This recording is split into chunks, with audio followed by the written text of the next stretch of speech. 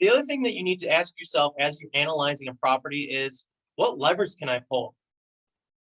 So what opportunities do you have to increase a property's value?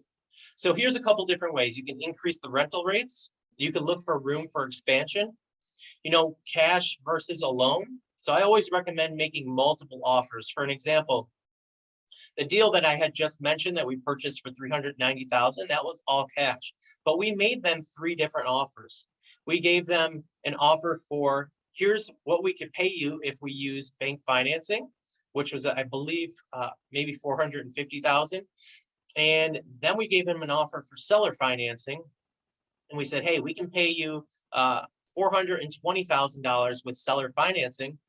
And here's our all cash offer, which was $400,000. Now we did end up getting it for 390, and I will explain that in a different guided training. I'll explain how we got the purchase price down below what we agreed upon. So stay tuned for that. So I recommend giving them three different offers and just letting the seller determine, hey, what makes the most sense for me? What am I going to be happy with?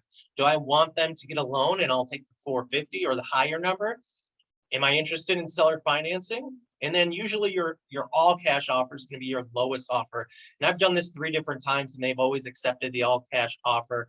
But of course, not everybody's in a position to offer all cash. And the only reason that I was able to do so was because of partners. Again, that will be in a future training. So stay tuned for that as well.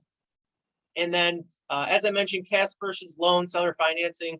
Another option is letting the owner maintain some equity. And generally, this is like your last case in order to get the deal, which, if they're just not interested in any of the offers that you're putting on the table, you could say, well, hey, what about if I buy it for X and I allow you to maintain some equity in the deal? Now, we don't love doing this, but in some circumstances, it might make sense. So it's up to you to determine whether or not it makes sense for the deal that you're looking at.